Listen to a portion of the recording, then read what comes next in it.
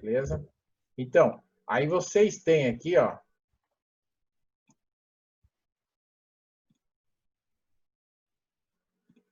não tá fácil aqui, só um pouquinho, deixa eu compartilhar ela. Aí, show de bola. Agora ficou bom. Então, bom para mim, né? Tá bom para vocês, deve estar. Olha, então, vamos lá. Finanças pessoais.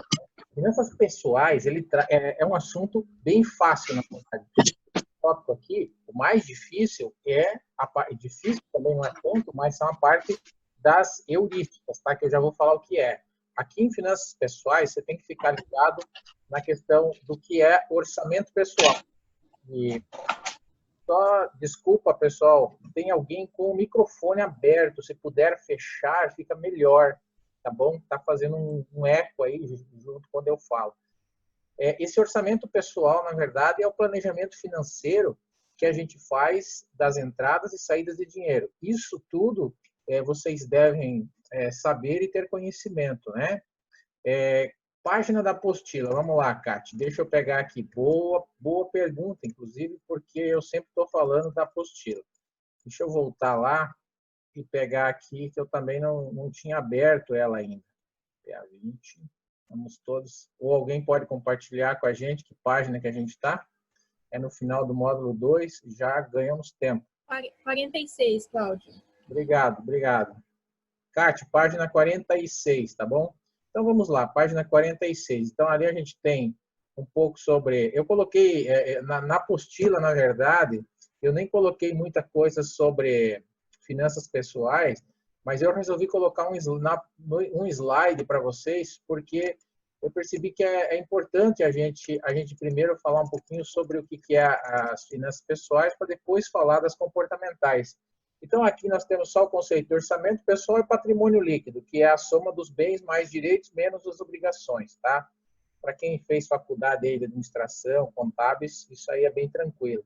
E o grau de conhecimento do mercado financeiro, né? A gente, como gerente de banco, sempre tem que levar em consideração com quem a gente está falando e quanto essa pessoa conhece do mercado financeiro.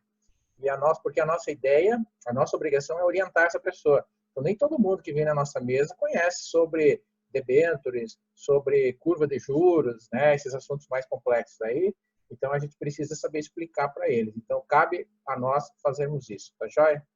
Quando a gente fala, então, sobre o investidor, as finanças, o investidor sempre precisa tomar decisões de investimentos, tá certo? Então, vocês imaginam que essas decisões de investimento elas são baseadas em fatores racionais, geralmente em números, em cima de dados estatísticos, em cima daquela teoria das finanças, a teoria dos mercados eficientes, né?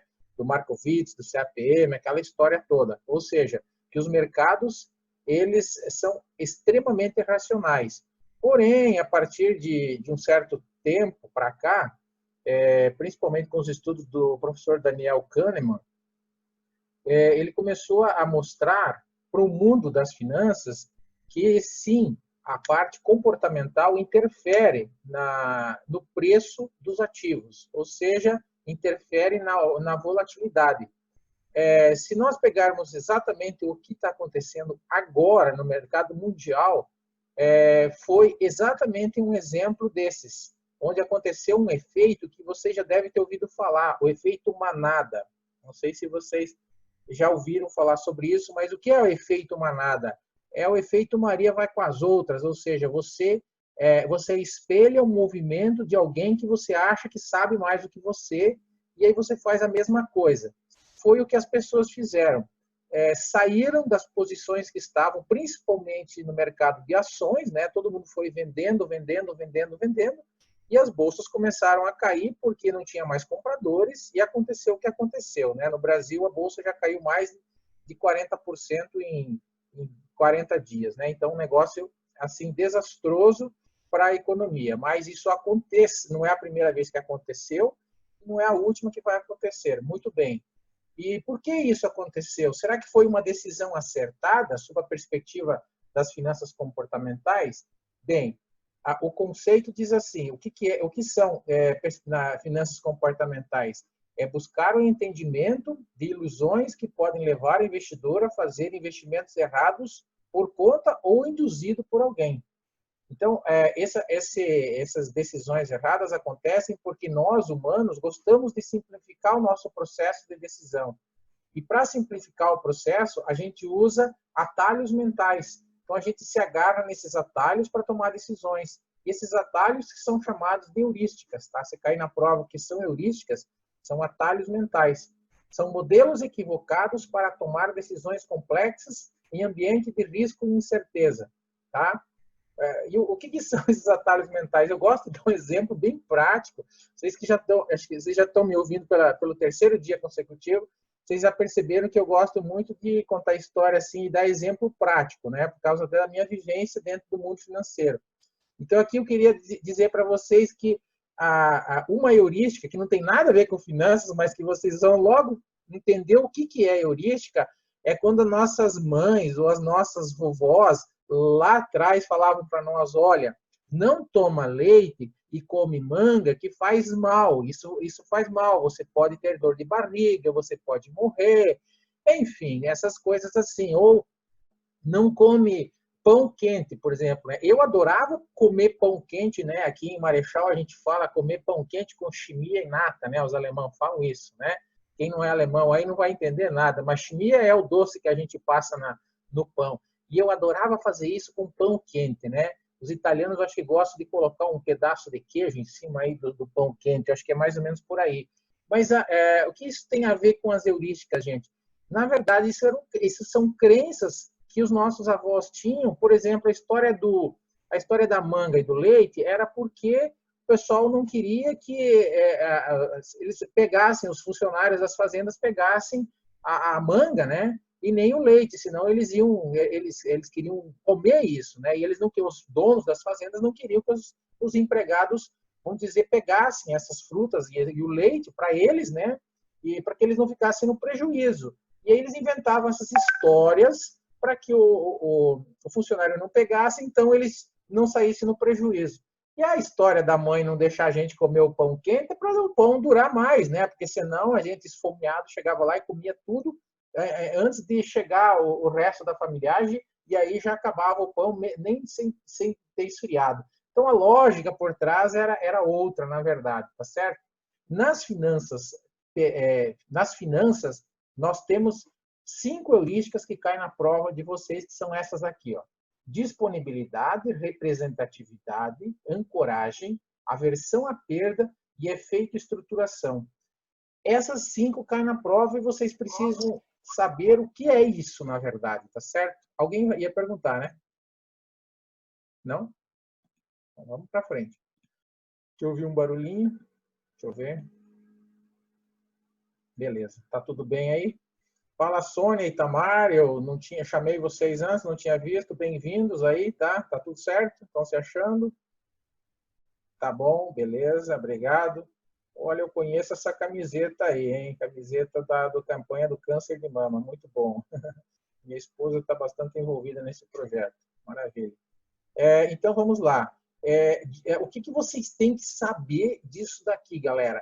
Então, é muito importante que vocês entendam o que é cada uma das heurísticas. E eu vou dar um exemplo de cada uma para vocês matarem a charada. Lá na apostila, está escrito que a disponibilidade, ela tem um conceito lá, né? Mas em negrito, vocês têm lá que ela é baseada em acontecimentos passados, né? Decisões influenciadas por acontecimentos recentes na nossa memória, disponibilidade, né? Acabei de deixar um erro na apostila, então, né? Não é passados, é recentes. As pessoas se baseiam em acontecimentos recentes. Dessa forma, ligado ao passado, memória. Um passado recente. Coloca assim que fica melhor, né? Mas coloca para não confundir com a representatividade. Decisões influenciadas por ocorrências e eventos recentes na memória do investidor.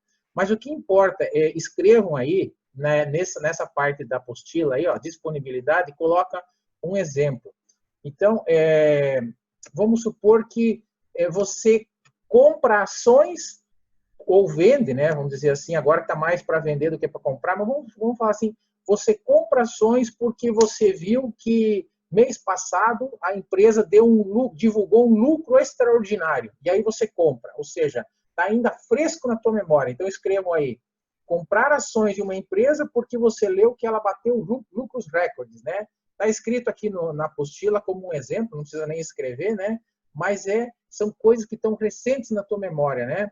Ou vamos vender as ações porque eu ouvi dizer que a empresa se envolveu numa fraude, ou que a empresa está falida, ou que a empresa está devendo mais do que ela pode pagar, enfim, coisas desse tipo. São informações recentes, tá certo? Sem muitas vezes, e todas essas heurísticas, pessoal, eu quero deixar claro para vocês que isso aqui são atalhos que a gente usa sem necessariamente estarem nos levando para o caminho certo, tá? São decisões, como eu disse aqui antes, ó, são decisões, modelos equivocados em ambiente de incerteza, tá certo? Simplificam as nossas decisões, porque nós, seres humanos, precisamos, para toda decisão que a gente toma, a gente sempre tem que justificar essa decisão, seja para o marido, para a esposa, para o pai, para a mãe, para o patrão, e aí a gente justifica, né? Se a gente ganhou, geralmente a gente justifica que ganhou, né? Agora, quando perdeu, tem que justificar por que perdeu. Então, também tem que falar. E aí a gente arruma uma maneira de explicar. E uma forma é essa, comprei porque porque a empresa teve lucro, tá? Então, disponibilidade baseada em informações da memória recente, tá?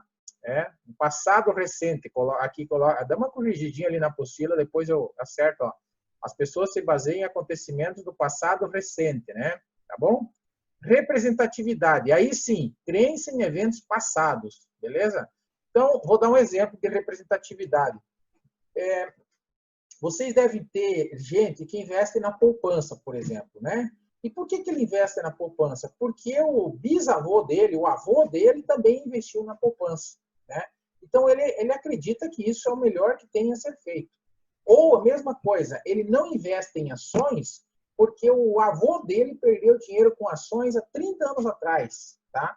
Então ele leva isso, para ele isso é representativo demais, né? Ele considera isso como uma verdade absoluta e aí ele tira isso da memória, tira isso da frente dele. Ele não considera ações como um bom investimento porque o avô dele perdeu dinheiro há 30 anos atrás. Não tem nada a ver com o peixe, né? O Felipe disse assim, não investe em poupança com medo do governo tomar... bom exemplo, é verdade. É verdade, isso aconteceu no Brasil em 1992, no governo Collor, né? E aí o pessoal, é verdade. Muitas vezes quando acontecem essas crises, principalmente ligadas ao governo, o pessoal vem no banco pedir, mas não tem perigo do governo tirar, bloquear esse dinheiro e pegar esse dinheiro, né? O pessoal fica com medo e tem gente que até saca o dinheiro e leva para casa, sabe? Já aconteceu isso. Quando eu trabalhava em banco, o pessoal fazia isso. Não tinha, os mais idosos não tinha como você convencer ele de continuar com o dinheiro na poupança. Uma coisa de louco. Então, entenderam? Disponibilidade, memória recente, representatividade, memória passada, eventos passados. Muito bem? Seguindo para a ancoragem. Na ancoragem, sempre vai ter valores, tá bom? Sempre vai ter algum valor para você se ancorar na tua possível, no teu possível argumento. Então, são decisões com base em informações. Então, essas informações podem ser, por exemplo, você comprar uma ação que está valendo R$7, né? Se ancorando no fato de que há 3 meses atrás o valor dela chegou a 38. Então, isso é você usar uma âncora. Você fala, estou me ancorando no valor. É que nem agora você comprar ações da Petrobras porque está valendo 12 ou 13 reais aí, porque tu acha que ela vai voltar de novo a valer 29, 30, né? Então, vai dobrar o capital, certo? Então, essas são ancoragens, tá bom? Ancoragens, decisões baseadas em valor, né? Aqui na apostila tem um outro exemplo, né? O vendedor dobra o preço da mercadoria e depois reduz pela metade e coloca a promoção 50% off, né? O comprador se apega à primeira informação e acredita que está fazendo um bom negócio, né? Que é aquelas promoções que o comércio faz para às vezes a gente compra mais. Aversão à perda. Aversão à perda é o que aconteceu agora, né, com esse efeito priming, né, que a gente chama, né, que é a manutenção de investimentos não lucrativos e venda de investimentos com ganho. A gente dá maior importância às perdas do que aos ganhos. Às vezes a gente está ganhando dinheiro com as ações e a gente não vende, né? E está perdendo dinheiro e aí a gente fica reclamando e falando e quer vender, quer vender, quer vender. Então a gente dá muita importância, pouca importância na verdade para os ganhos, né? Dá mais importância para as perdas. É claro, é importante a gente dar atenção para as perdas, mas por exemplo, neste momento, quem se desesperou e vendeu, vendeu com prejuízo. E vocês já perceberam que a Bolsa começou a recuar, já começou a travar suas perdas, já começou a retomar o crescimento. Para quem já viveu crises parecidas com essa, por exemplo, lá atrás, na 2008, por exemplo, foi uma crise muito parecida, só que ela foi do ponto de vista macroeconômico, e nós também tivemos problemas para se recuperar, mas se recuperamos, e tanto que de 2010 a 2019, a Bolsa chegou a 120 mil pontos, né? Ela estava valendo naquela época pouco mais do que 30 mil pontos. Então, nós tivemos uma época, uma década, na verdade, de ganhos. E aí, agora chegou a hora de novo do mercado se ajustar. Já tivemos lá atrás, mais lá atrás, no começo do século, a gripe espanhola, né, também, que morreu muitas pessoas. Hoje nós temos mais condições de tratar os doentes, então é possível que a gente saia dessa condição. Não sei quanto tempo vai demorar, mas nós vamos sair disso. E então não é preciso nós sair vendendo tudo que nós temos por medo de perder, né? Medo de perder faz com que a gente muitas vezes perca mais ainda, né? Então é muito complicado a aversão à perda, ou seja, o efeito priming. Um exemplo disso eu coloquei ali foi a compra de uma ação, começou a desvalorizar e não vendeu para não ter prejuízo e ficou esperando a ação voltar a se valorizar sem acompanhar o mercado. Isso aqui também é verdade, né? Ao contrário do que eu estava falando. O cidadão tinha uma ação de uma empresa provavelmente ruim, né? Não acompanhou e ela não voltou mais, né? Então ele também ficou esperando ela voltar. Quem atende aí a parte da carteira agrícola nos bancos trabalha muito com os agricultores. Então essas heurísticas que a gente está falando, o agricultor tem muito presente nele. Principalmente essa aqui, porque quando a saca de soja está lá em cima, né, ele não vende esperando ela subir, vai subir mais, vai subir mais.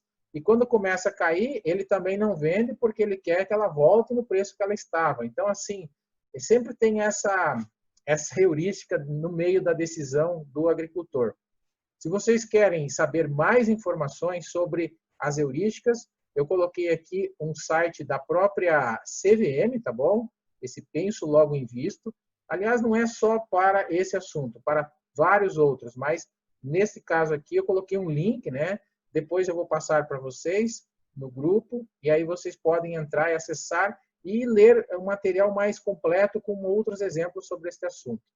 E o último heurística é o efeito de estruturação, o efeito chamado framing. Frame é framework, né? É o conceito de estrutura. E o que vem a ser este efeito ou esta heurística, né? Isso aqui vai influenciar o investidor na forma como o problema é apresentado para ele. Vamos supor, depois eu vou dar o exemplo que tem aqui na apostila, mas vamos supor que no exemplo de vocês tenham que vender um seguro de vida. Que eu sei que todos vocês praticamente têm esse produto na prateleira para vender, né? E vender seguro de vida, convenhamos, não é um produto assim tão fácil de vender, né? Mas precisamos, de vez em quando, bater a meta, né, dele também. Mas aí a gente vai lá e o que a gente segura uma coisa que fala do que é de morte. A pessoa gosta de ouvir falar de morte? Não, não gosta. Então, se você começar falando vamos dizer assim, ou falar que vai fazer um seguro de... Se tu começar falando para o cliente ou para o associado, para ele fazer um seguro de vida porque ele pode morrer, a chance de você vender é pequena, concorda? Porque ninguém quer morrer.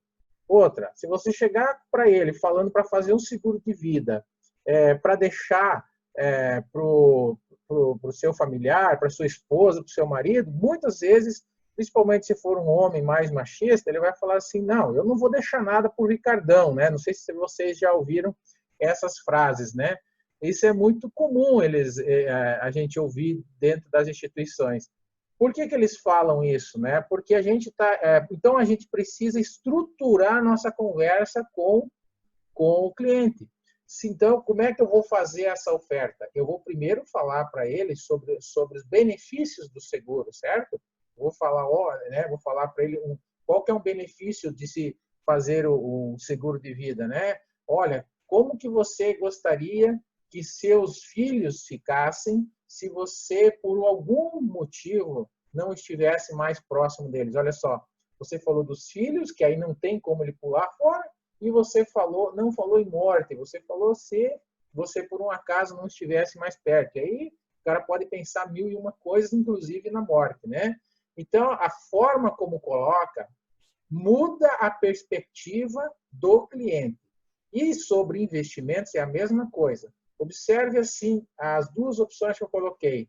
Vamos supor que eu chegue para vocês e falo que vocês têm uma operação para fazer, um investimento para fazer no mercado financeiro que te dê 80% de chance de ganho. Provavelmente, você ouvindo isso, você vai gostar, né? Puxa, eu tenho 80% de chance de ganho, né? Você ouve isso e fala assim, nossa, onde que eu assino? Só que você tem 20% de chance de perder, não tem? Só que eu nem te falei isso. Eu só falei dos 80% de ganho. Então, o efeito estruturação é isso. É como você observa o problema, como o problema te é apresentado, como a situação te é apresentado, você toma a decisão. Você pode ser mais propenso a tomar a decisão, tá joia? Isso que eu estou falando tudo aqui, talvez seja novidade para você, não sei. Talvez você já tenha ouvido isso aqui de monte e sabe até mais do que eu, não sei. Cara, mas vou te falar um negócio. Finanças comportamentais, anota aí e pesquise na internet finanças comportamentais, heurísticas e leia mais sobre esse assunto. E um cara que eu posso citar para vocês é o Daniel Kahneman. Daniel Kahneman, né? Kahneman é o mesmo nome daquele cara que joga naquele timinho, reba lá de Porto Alegre. Beleza? É com K-A-N, tem um H no meio e 2 N no final. Kahneman, beleza? Esse cara escreve muito sobre esse assunto. Ele até tem um livro chamado Rápido e Devagar, Duas Formas de Pensar, beleza? É uma maneira que fala muito dos dois sistemas que nós temos no cérebro, né? Então, são esse rápido e devagar. Não precisa se aprofundar tanto para a prova, tá bom? Com isso aqui que tem aqui, já dá para nós, provavelmente vai cair uma ou duas questões desse assunto na prova, uma no máximo, talvez. Então, é muito simples. Se vier na prova, vai vir mais ou menos assim, ó. Como que cai na prova? Este exemplo aqui, ó. Um investidor, quer dizer, a empresa América é indiciada na Operação Lava Jato.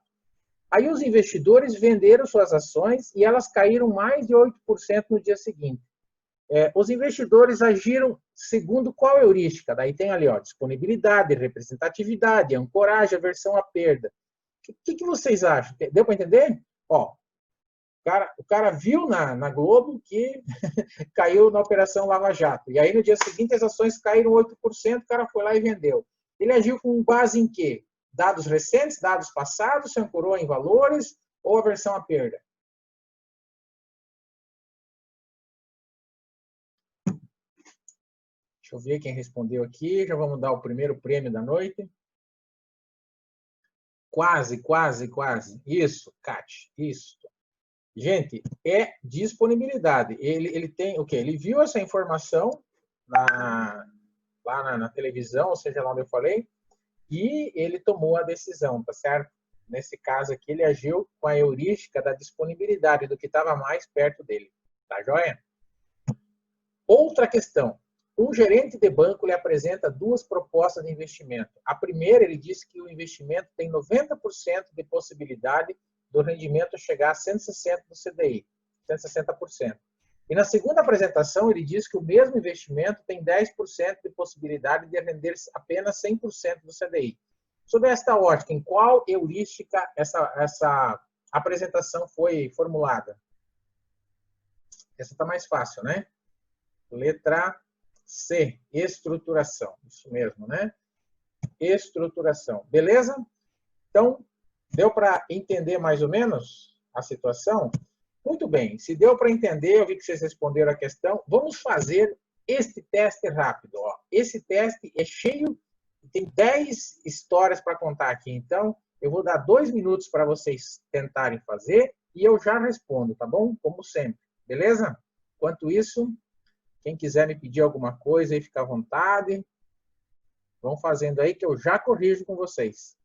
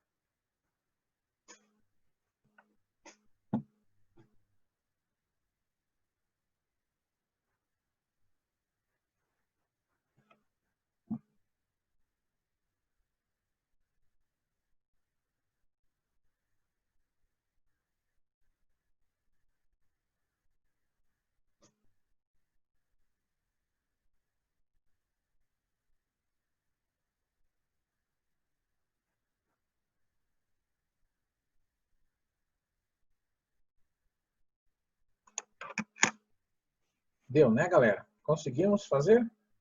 Posso corrigir? Então, vamos lá. A primeira. Vamos ver aqui o que temos. Tem como principal objetivo identificar e compreender as ilusões cognitivas que fazem com que as pessoas cometam erros sistemáticos de avaliação de valores, tá? Esse é o conceito da própria finanças comportamentais, é o conceito geral de finanças comportamentais, tá certo? Então, a resposta da primeira é finanças comportamentais. A segunda, conjunto de regras de bolso ou atalhos mentais que agilizam e simplificam a percepção de avaliação das informações quando tomam decisões. Conjunto de regras de bolso ou atalhos mentais são as chamadas heurísticas. Tá? É um nome mais complexo, mas o apelido delas pode ser atalhos mentais ou regras de bolso. Lembra do caso da manga? Lembra do caso do pão quente? Isso são regras de bolso. A gente tomava decisão baseado em regras de bolso. E a gente faz muito isso para tudo na nossa vida. 3. Qual técnica, sem perceber, né? Qual técnica que o investidor utiliza quando, para decidir algo, ele usa como base informações de eventos recentes em sua memória? Essa está fácil, né? Disponibilidade, certo? Disponibilidade. Muito bem. Próxima. Número 4. Desistir de comprar algo porque teve uma experiência ruim no passado é uma característica de qual heurística? Representatividade, isso mesmo. Representatividade, tá certo? Você vê, isso vale para tudo na vida, não é só para investimentos, né? Às vezes você comprou uma marca, por exemplo. Eu já comprei marca de sapato e nunca mais vou comprar porque o sapato descolou, né? Ou um calçado, ou um vestido. Eu comprei aquele vestido e não naquela marca, não compro nunca mais. Então, isso a gente, na verdade, está tomando, de repente, não é uma decisão pautável em cima de algo palpável, né? É uma decisão mais, de repente, você levou azar naquele sapato, naquele produto, né? Mas não é que nada daquela marca presta, né? Mas a gente toma decisões, às vezes, meio dessa forma. 5. Quando o investidor compra uma ação por R$10 e justifica que no mês passado ela chegou a valorizar 200%, ele está usando qual heurística?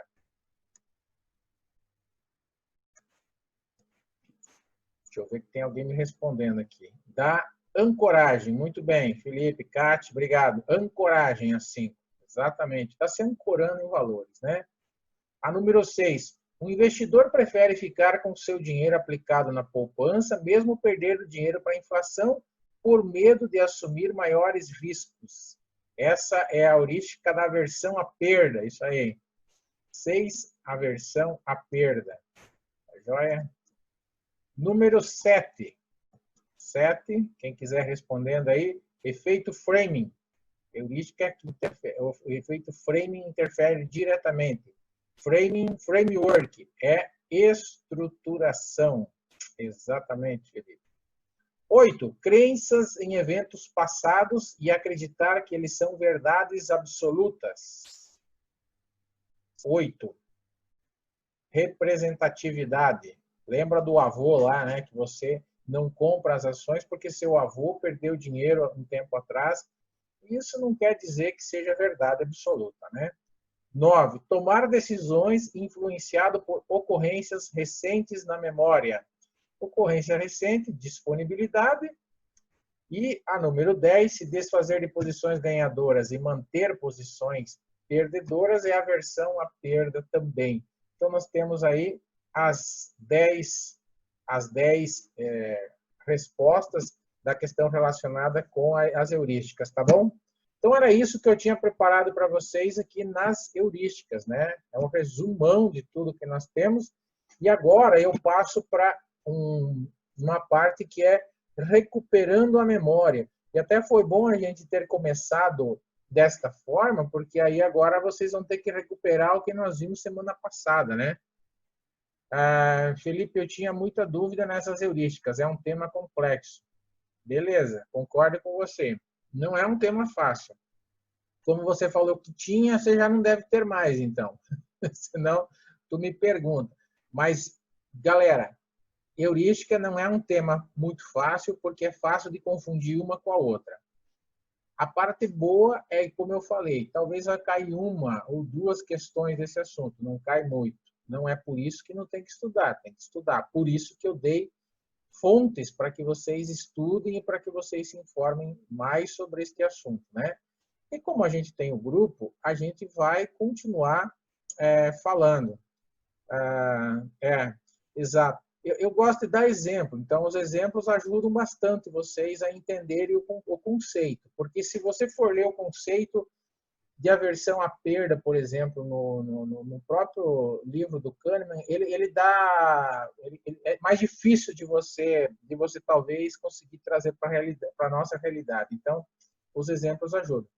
Mas aproveitando o embalo, nós temos esse grupo montado justamente para quê?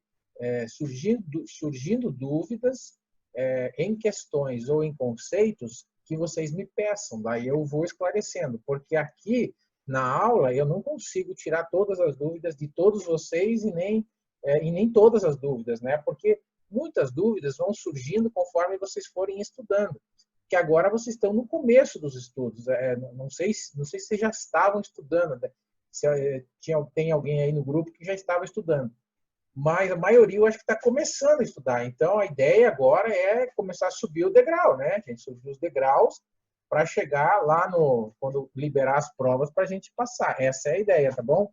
Então, também não fiquem assim preocupados, Cláudio, não entendi nada, tá.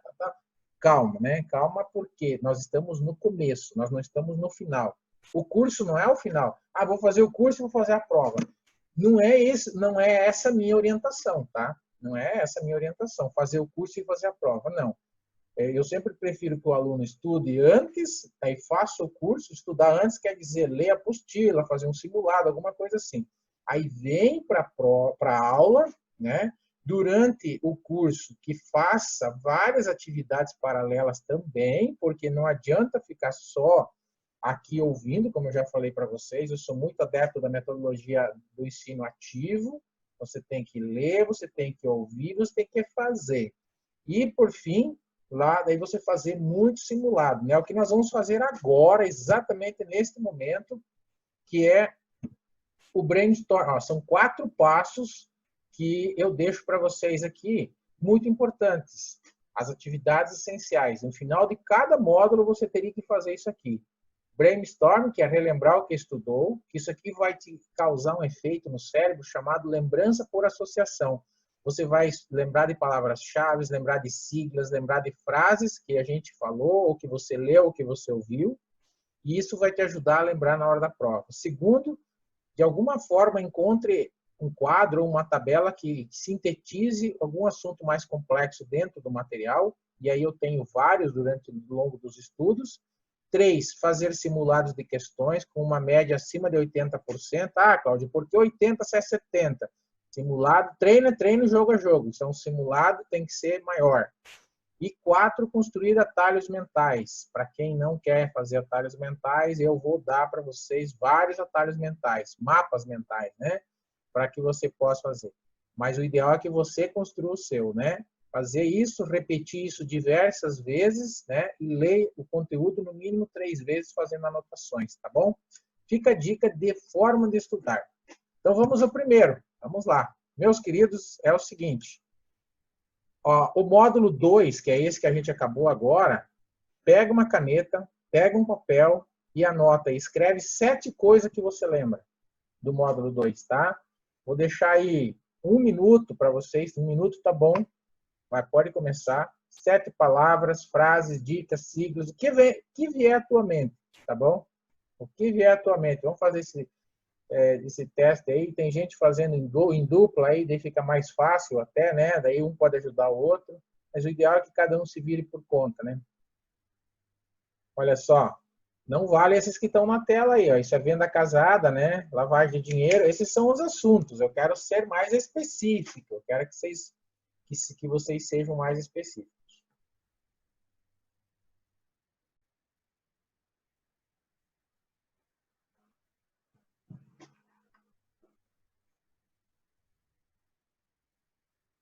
O que vocês estão fazendo?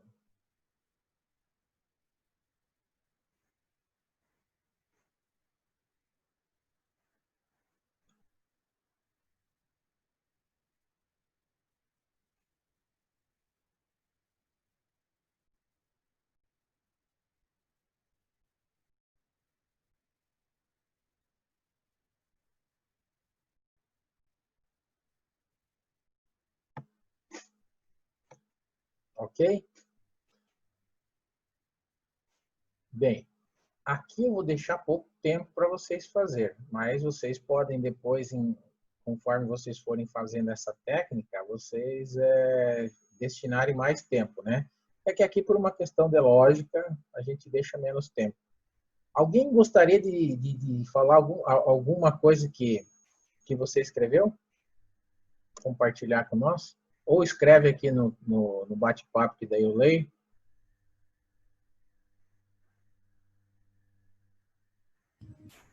Viu, Cláudio? Eu gravei a questão dos controles internos, que quem implementa é a diretoria da instituição.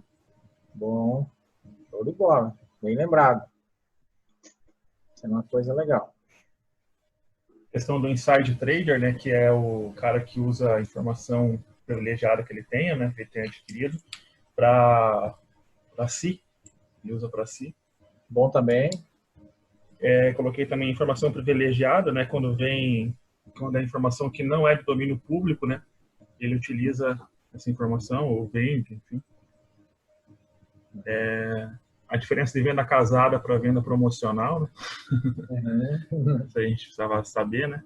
Sim. Coloquei também sobre a questão da lavagem de dinheiro, a multa e a prisão, que é as 2 penalidades, né, para caso for pego. Multa, isso. Multa e prisão, beleza. A multa, que é o dobro da operação, o dobro do lucro. E lucro, né? A pena é de 1 a 3 anos, né? De 3 a 10 anos. Se ele colaborar, é 1/3, de 1 a 2/3 de Isso, de diminuir a pena, né? ou de aumento, exatamente. Se ele for reincidente, pode dobrar daí. Exatamente, exatamente. Vocês perceberam aí, né? O Felipe fez várias observações, galera, como isso causa um efeito na memória da gente. Então, é bem interessante vocês, não sei se vocês gostam ou não, mas ajuda para lembrar, ainda mais porque faz tempo, né, que a gente estudou, já faz uns 3, 4 dias, né? Eu coloquei algumas coisas que eu escrevi aqui, ó. Então, depois eu vou passar para vocês, né?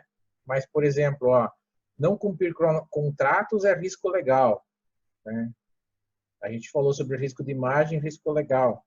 Informação privilegiada, né? Insider é o cara que usa a informação, que nem o Felipe estava falando. O código ANBIMA, né? Cuida da relação das instituições com os investidores. O COAF aplica penas administrativas. Indícios podem estar relacionados ao cadastro ou inconsistência de renda e patrimônio. Heurísticas são atalhos mentais. Disponibilidade de decidir com informações recentes. Material publicitário, técnico, venda casada e promocional, ética, tudo isso também, alguma coisa a gente lembra. Aí, se você lembrar pelo menos de uma palavra, aqui eu coloquei uma frase inteira, mas se você lembrar que nem material publicitário, o que é isso? Vai lá e olha. Ah, não lembro nada disso. Material técnico, né? Vai lá e olha. Material publicitário, por exemplo, é a peça promocional de divulgação de um produto de investimento. Por exemplo, o folder de um fundo de investimento. O material técnico é um material mais operacional, com informações mais técnicas, né? Por exemplo, saber lá qual é o objetivo do fundo de investimento ou a tributação. Eu vou olhar no material técnico. Se eu quero saber, só quero ver a propaganda dele, eu vou olhar no material publicitário, né? Beleza? Então, essa é a primeira parte. A segunda parte, eu sempre faço um quadro ou uma tabela e deixei disponível várias delas para vocês lá na apostila. Ó. Aqui eu fiz um quadro só pequenininho, né, com exemplo de 2 heurísticas. Ó. Heurística da representatividade e da estruturação, 2 bem fáceis. O conceito e o exemplo. Então, o conceito é o seguinte, representatividade é fatos recentes ou fatos passados?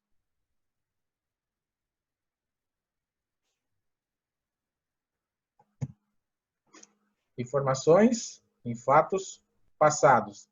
Beleza? Um exemplo é nunca mais vou comprar ações porque em 2020, com a crise, né, que houve do coronavírus, meu avô perdeu 80% do capital. Né? Daqui 20 anos nós vamos estar contando essa história para os nossos netinhos, né? Provavelmente. Né? Que em 2020 deu uma crise no mundo chamada coronavírus e muita gente perdeu dinheiro, muita gente quebrou, muita gente morreu. E é assim que as coisas funcionam. Estruturação é uma outra heurística, né? Qual que é o conceito? A forma como opções de investimentos lhes são apresentadas. Qual que é o exemplo? O que é melhor? Você ter 80% de chance de ganhar o dobro do capital ou correr 20% de risco de perder tudo? Né? A forma como te apresentam esse problema pode ser que você diga sim ou não. Tá certo? Muito bem. O tópico 3 é fazer simulados. E aí eu coloquei algumas perguntas aqui para vocês também me ajudarem a responder. Mas aqui eu preciso da participação de vocês, senão vocês não me ajudam. Vai lá. Primeira, cite um exemplo de risco legal.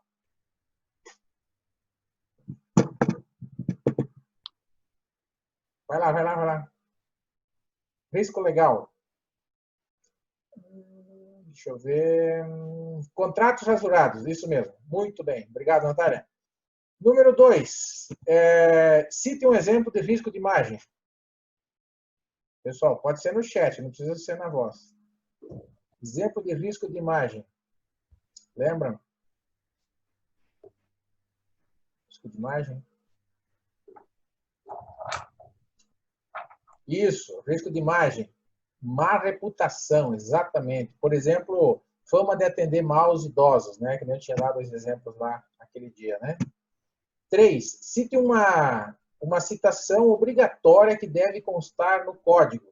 Tem 3 coisas que tem que constar lá no código de produtos de investimentos, de distribuição, E eu queria que vocês citassem uma delas, se é que vocês conseguem lembrar de uma delas.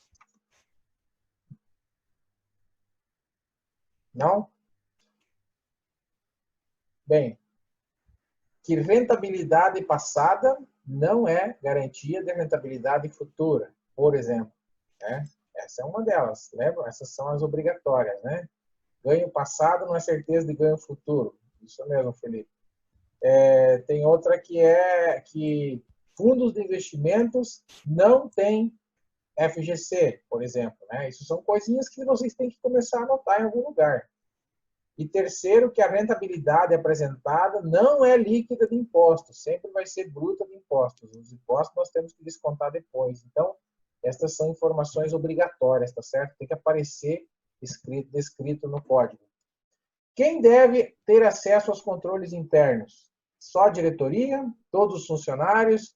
Só o pessoal do setor administrativo? Só o pessoal do comercial? Quem deve ter acesso aos controles internos? Todos os funcionários, galera, tá bom? O API serve para quê? Análise do perfil do investidor. Pô, essa aí é difícil, hein? Isso, Sônia, obrigado. Todos os funcionários. Estou indo muito rápido nas perguntas? Fale aí se eu estiver muito rápido. 5. O API, análise do perfil do investidor, serve para quê?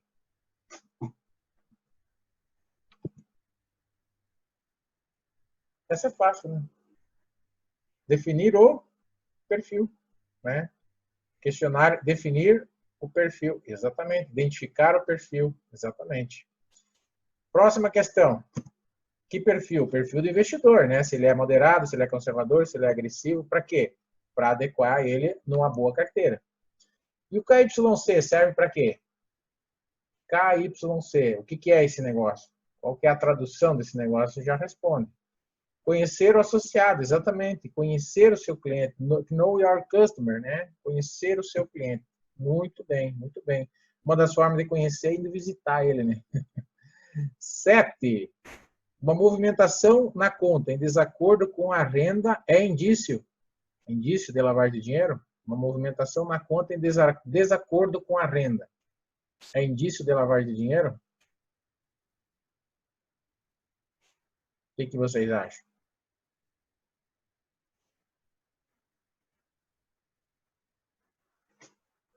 Se o cara, por exemplo, ó, se o cara tem renda declarada de R$1.000 e movimenta R$10.000 todo mês, isso está certo?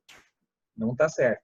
Provavelmente você vai ter que responder algum relatório lá para mandar para o COAF, justificando que você foi visitar esse cliente e você perguntou por que isso acontece.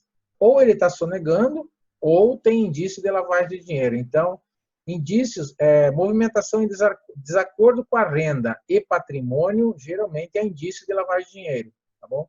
Não quer dizer que é. Não quer dizer que é lavagem de dinheiro. Mas indício é uma coisa, lavagem é outra.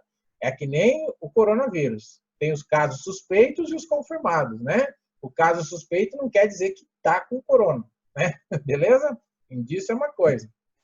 Legal. Obrigado, Sônia. Obrigado, Cati. Isso. Se for constante, exatamente. Uma movimentação constante, né? Todo mês, toda hora, movimentando. Agora, quando entrar aquelas movimentações esporádicas, pode ser que o cara recebeu um prêmio da loteria, pode ser que ele recebeu uma herança, né? Ou um seguro, alguma coisa entrou na conta dele. Mesmo assim, você vai ter que justificar por que aquele dinheiro caiu na conta, principalmente se cair no relatório, né? Aí você vai ter que justificar. Os relatórios aí do Sicredi é o Topas, do PLD, que é no Sicob, né? E é por aí que vai, né? A lavagem de dinheiro tem 3 fases. Quais são? Colocação, ocultação e integração. É isso aí, Felipe? Muito bem. O Chiru disse que é o COI. Ô, Chiru, tu tava aí, né? Tá quietinho hoje, hein? Ah, beleza. Então tá bom. É o COI, o Chiru falou, né? Que é o COI. Isso mesmo. Qual a pena para quem ocultar, aqui está errado, né? Ocultar ou dissimular valores ilícitos. Qual a pena para quem ocultar ou dissimular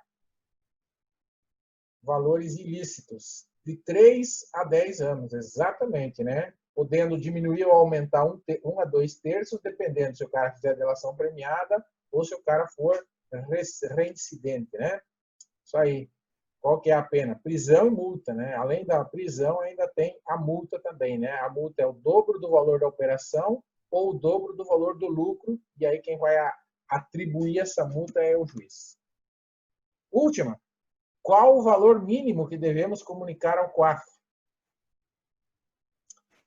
Valores acima de 50 mil reais, exatamente, 50 mil. Então, é o valor mínimo que devemos comunicar ao COAF. Mas é só isso mesmo? Não tem mais uma regrinha aí? Felipe, ou quem quiser ajudar aí. Tem mais uma regra, né? Valores acima de 50 mil ou suspeitos acima de 10 mil. Legal? Valores suspeitos acima de 10 mil também devem ser comunicados ao COAF. São 2 regrinhas, não esqueçam disso. E eu ia dizer isso, dizer. Muito bem, então já está dito. Beleza? E o quarto, beleza? Então, deu para fazer uma boa recuperada na memória, né, pessoal? O 4, agora simulados, né, que é o tópico, o outro tópico aqui. Como cai na prova, professor? Então, aqui você vai fazer questões sobre a prova. Olha só. Essa aqui, ó. O princípio conheça seu cliente tem como objetivo o quê? Manter os investidores atualizados sobre as características dos produtos bancários, reunir o maior número de informações para identificar possíveis clientes inadimplentes, alertar aos clientes situações em que possam vir a adquirir produtos inadequados ao perfil de risco ou realizar o monitoramento contínuo das transações efetuadas pelos clientes para identificar aqueles que são considerados suspeitos de acordo com o patrimônio ou renda. Já tem alguém respondendo, vamos ver se está certo, né? Vamos conferir se está certo, enquanto isso vocês vão lendo a outra. Letra D, muito bem, Ellison, obrigado. Cate também, isso aí. Cate, eu não lembro se eu perguntei para você, eu perguntei para a Carol onde ela trabalha e para você não, né? Eu perguntei onde você trabalha, se você quiser falar, só que eu estou fazendo pedindo para todo mundo. É Catiane teu nome, né? Pelo que eu vi lá no Sicredi. Ah, carteira rural. Beleza. E Sicredi de onde, Cati? Ah, em Marechal. Ok, beleza. Bem-vindo, então. Valeu. Obrigado. E aí, pessoal? E a resposta dessa 27 aqui, ó? Sabe por que tem o número da questão? Porque está no simulado. Eu tirei do simulado e joguei para cá, né? Resposta da 27. Estou aguardando. É sobre questão do informações privilegiadas, né? Lembram disso? Tá certo? Quem correr lá na apostila e olhar a questão 27 no simulado já vai acertar, né? Mas não é essa a intenção, né? Eu só estou falando que eu puxei de lá para cá para nós fazer, porque esses simulados vocês têm que fazer em casa, né? Depois.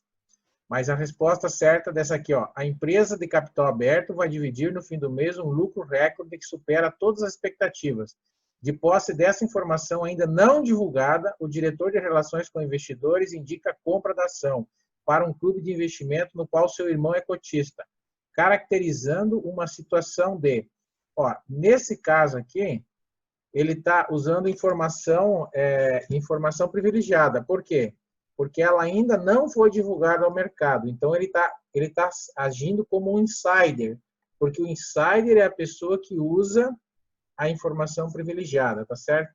O front-running, que é a letra A, o front-running, ele usa as ordens de clientes para fazer primeiro para si. Ele fica de olho o que os grandão estão fazendo e daí ele copia e cola. Mais ou menos assim, tá? O insider é um cara que fica de olho na informação privilegiada para usar para ele. Você vê que é muito parecido, mas o front-runner ele já vai mais direto ao ponto, né? E o insider não, ele descobre de repente que... Lembra do caso da Disney, que eu dei o exemplo, né? Os caras descobriram que a Disney ia dar um lucro maravilhoso e queriam vender os relatórios da Disney para um banco lá de investimentos antes que saísse no público, né? para que eles pudessem usar a seu favor. Beleza? Esse é o conceito muito parecido um do outro, mas é diferente, né? Muito bem. E essa aqui? Procedimento que deve ser adotado pelas instituições financeiras para segregar atividades referentes à administração de recursos próprios e de terceiros, com o objetivo de evitar conflitos de interesses. Barreira de segregação, muralha de segregação, barreira de dados ou Chinese Wall. Qual é a resposta correta? Já temos um candidato aqui. Muito bem, dona Kate. Letra D, Chinese Wall, né? Que é a muralha, a famosa muralha da China, né? Muralha da China. Esse conceito de separar as informações e o objetivo é evitar conflito de interesses. Entre quem? Entre a instituição e o investidor. Joia?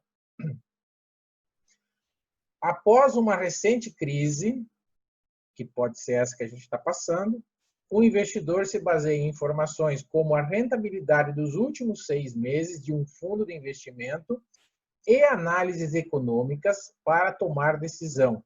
Qual heurística ele usou? O que vocês acham? Representatividade, ancoragem, ilusão de controle ou otimismo?